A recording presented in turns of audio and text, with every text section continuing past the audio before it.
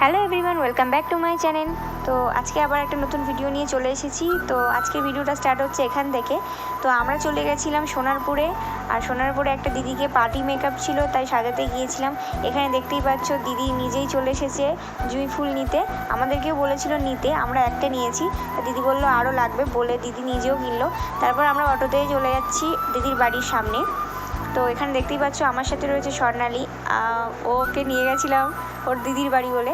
তারপর আমরা দুই বন্ধু মিলে গল্প করতে করতে চলে গেলাম দিদির বাড়িতে। আর এখানে দেখতেই পাচ্ছ দিদিদের বাড়ির গেটটা কি সুন্দরভাবে সাজানো, কারণ দিদির বাড়িতে অনেকেই রিলেটিভরা এসে থাকবে, সেই জন্য ওরকমভাবে সাজানো। কিন্তু বিয়েটা দিদির বাড়ির সামনেই হচ্ছে, আর দিদির ভাগ্নির বিয়ে। তো দেখতেই পাচ্ছ আমি দিদির ঘরেতে চলেও এসেছি। আর এখানে ও সব কিছু ওকে বলছিলাম যে একটু বের করে রেডি করে রাখ। তারপর আমি দিদিকে বললাম তাড়াতাড়ি চলে আসো, তোমাকে রেডি করব। ততক্ষণে আমি শাড়িটা ড্রপিং করে নিচ্ছিলাম। স্বর্ণালীও আমাকে প্রচুর হেল্প করেছে। আর এখানে দেখো দিদিদের কি সুন্দর একটা গোপাল আছে, আমার সত্যি খুবই পছন্দের গোপু সোনা, যেখানেই থাকি না কেন আমার খুবই ভালো লাগে। তারপর আমরা এত তাড়া ছিল আর ভিডিও ক্লিপ নেওয়ার একদমই সময় পাইনি। আমার কাজের ফটো দিয়ে দিলাম।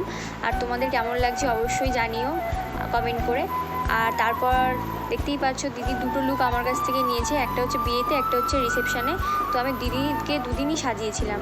তো কেমন লাগছে দিদিকে অবশ্যই কমেন্ট করে জানিও। আজকের ভিডিওটা এই পর্যন্ত, দেখা হচ্ছে নেক্সট কোনো ব্লগে। তো দেখো আমরা বাড়ি চলে গেছি। তো টাটা, সবাই খুব ভালো থেকো।